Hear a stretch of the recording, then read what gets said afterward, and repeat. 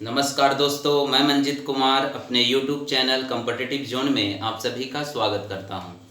दोस्तों, आज हम लोग इस वीडियो में सामाजिक धार्मिक सुधार आंदोलन के बारे में पढ़ेंगे। यह जो है इस चैप्टर का दूसरा पार्ट है।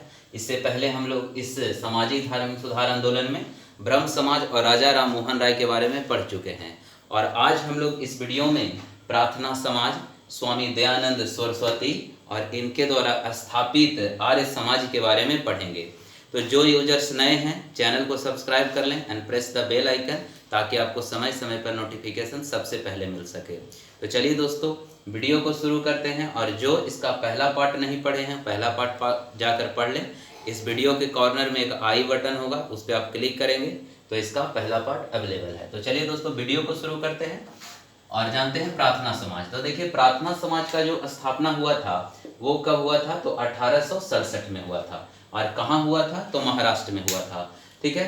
अब देखिए, आपको याद होगा कि ब्रह्म समाज का स्थापना कब हुआ था? तो 1828 में हुआ था और इसके संस्थापक राजा राम मोहन राय थे। बाद में देवेंद्रनाथ टैगोर, और 1865 में ये दो भागों में विभक्त हो गया, आदि ब्रह्म समाज और भारतीय ब्रह्म समाज। आदि ब्रह्म समाज के संस्थापक थे देवेंद्रनाथ टैगोर और केशव चंद्र सेन थे भारतीय ब्रह्म समाज का। तो 1865 आप रिलेट करके याद रखिएगा, 65 मतलब 2 साल बाद जब ब्रह्म समाज का विभाजन हुआ था 1865 में, इसके 2 साल बाद 1867 ईस्वी में महाराष्ट्र में प्रार्थना समाज का स्थापना हुआ था। और इसके प्रेरणा स्रोत भी कौन थे? तो केशव चंद्र सेन ही थे। ठीक है। तो क्वेश्चन आता है कि प्रार्थना समाज के प्रेरणा स्रोत कौन थे? तो कौन थे? केशव चंद्र सेन थे। ठीक है, ध्यान दीजिएगा इस बात को। प्रार्थना समाज के प्रेरणा स्रोत कौन थे? तो केशव चंद्र सेन थे। लेकिन इसका अगर संस्थापक पूछेगा तो डॉक्टर आत्माराम पांडुरंग। प्रार्थना समाज का स्थापना कब हुआ था? 1867। कैसे याद रखिएगा? तो 1865 याद रखिएगा ब्रह्म समाज, और इसके 2 साल बाद जस्ट इसका स्थापना हुआ था। तो प्रार्थना समाज का स्थापना कब हुआ? 1867। प्रार्थना समाज का स्थापना कहाँ हुआ? तो महाराष्ट्र में। जबकि ब्रह्म समाज का स्थापना कहाँ हुआ था? कलकत्ता में। और इसके संस्थापक कौन है? तो डॉक्टर आत्माराम पांडुरंग। प्रार्थना समाज के प्रेरणा स्रोत कौन थे? तो केशव चंद्र सेन। अब देखिए, इससे जुड़े व्यक्ति भी कभी कभी पूछता है, तो याद रखिएगा आरजी भंडारकर। आरजी भंडारकर और महादेव गोविंद रनाडे, जिसको एमजी रनाडे भी कहा जाता है, एमजी रनाडे। ठीक है। तो आरजी भंडारकर तथा महादेव गोविंद रनाडे किस संस्था से जुड़े थे? ये भी क्वेश्चन आ सकता है। तो किससे जुड़े थे? प्रार्थना समाज से। अब देखिए, ये महादेव गोविंद रनाडे कौन थे? तो इनके बारे में जानिए। महात्मा गांधी के राजनीति गुरु का नाम था गोपाल कृष्ण गोखले। महात्मा गांधी के राजनीति गुरु का नाम गोपाल कृष्ण गोखले, और गोपाल कृष्ण गोखले के गुरु का नाम क्या था? एमजी रनाडे था। महादेव गोविंद रनाडे था।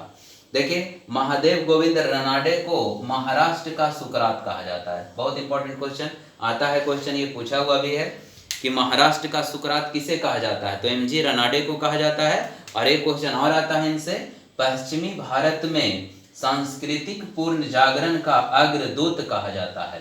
ठीक है। तो पश्चिमी भारत में सांस्कृतिक पूर्ण जागरण का अग्रदूत पश्चिमी भारत में अगर पूछेगा तो कौन है? एमजी रनाडे।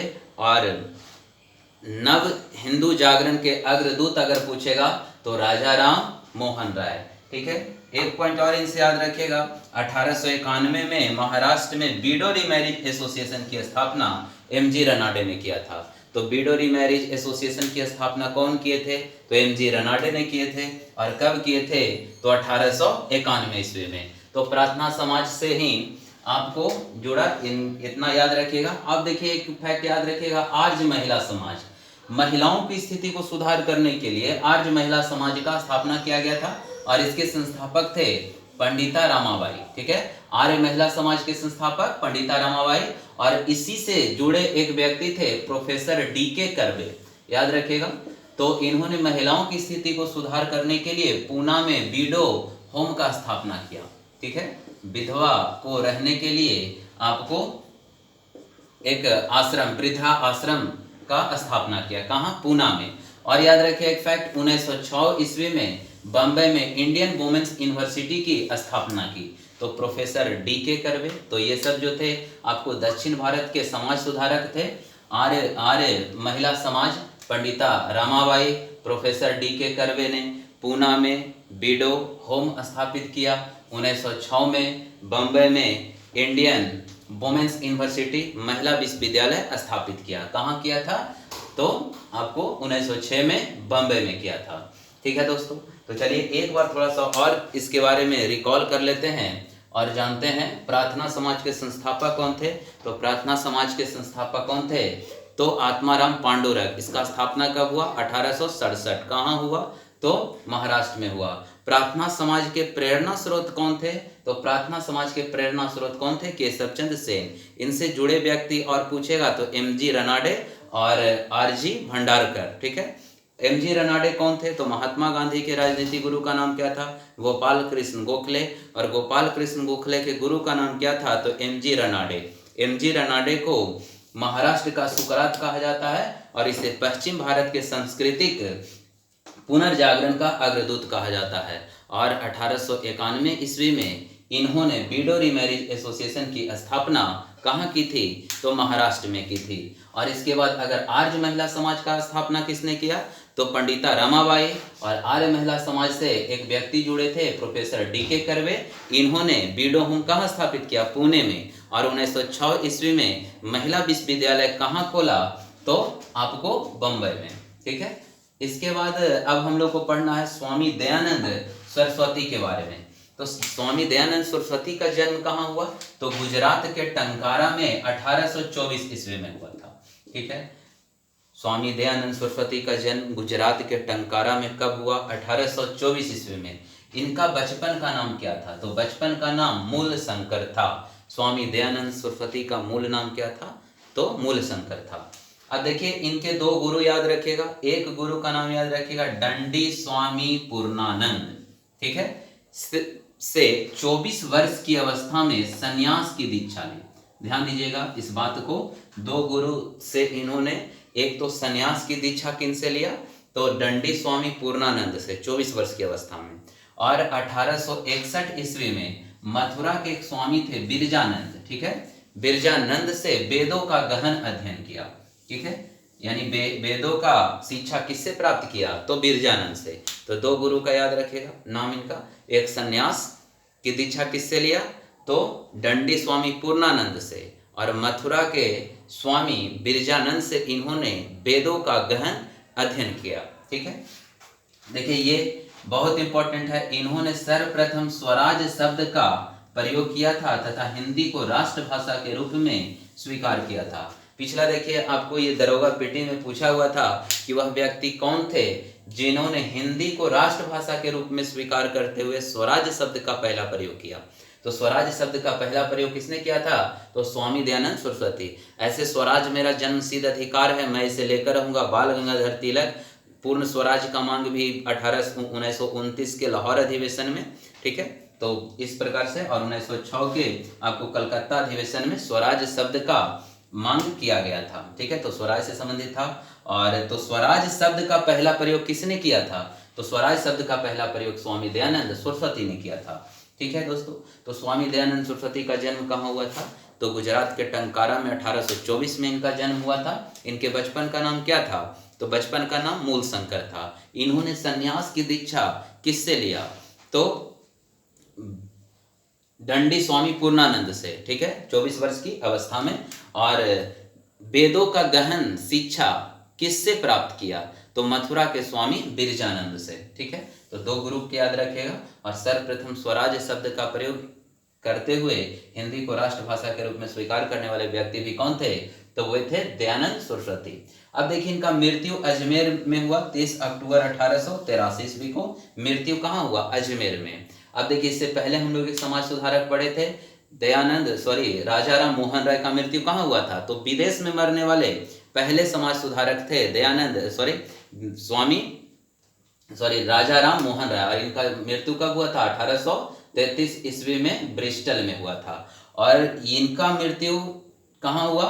यानी स्वामी दयानंद सरस्वती का मृत्यु अजमेर में हुआ। और कब हुआ? 1883 ईस्वी में हुआ।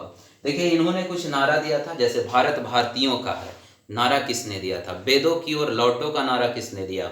और शुद्धि आंदोलन के प्रवर्तक, ठीक है, जो हिंदू लोग किसी और धर्म को स्वीकार कर लिए थे, तो उसको हिंदू धर्म को जागृत करने के लिए, हिंदू धर्म को पुनः अपनाने के लिए शुद्धि आंदोलन चलाया था। तो क्वेश्चन आता है कि शुद्धि आंदोलन के प्रवर्तक कौन थे?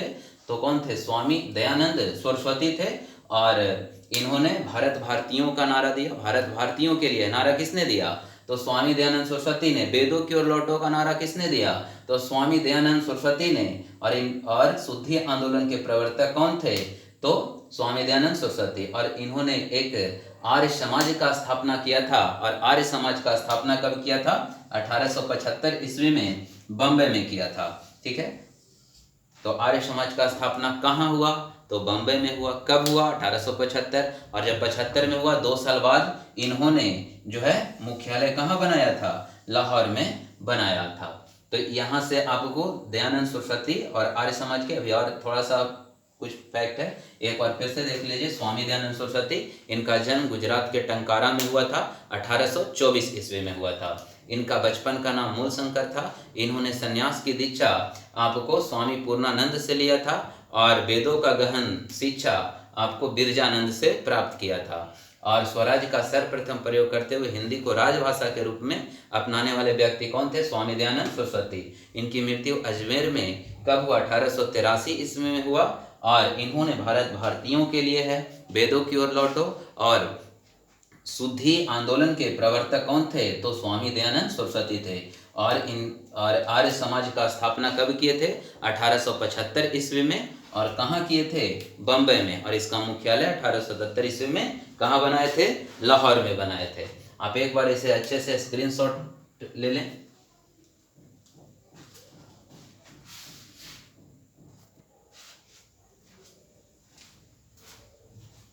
चलिए दोस्तों, देखिए यहाँ तक हम लोग पढ़ चुके थे। इसके बाद देखिए, गौ सेवा के लिए इन्होंने, स्वामी दयानंद सरस्वती ने गौ सेवा के लिए गौरक्षणी सभा की स्थापना की। ठीक है, तो क्वेश्चन बनता है कि गौ सेवा के लिए गौरक्षणी सभा की स्थापना किसने की थी?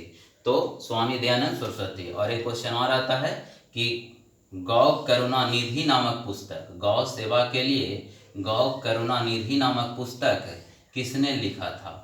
ठीक है, तो किसने लिखा था? स्वामी दयानंद सरस्वती। तो 2 फैक्ट अभी हम लोग जान गए, गौरक्षणी सभा और गौ करुणा निधि नामक पुस्तक। गौ सेवा के लिए किसने गौरक्षणी सभा का स्थापना? स्वामी दयानंद सरस्वती। और गौरी वाकनी गौ करुणा निधि नामक पुस्तक का रचना भी कौन किए थे? स्वामी दयानंद सरस्वती।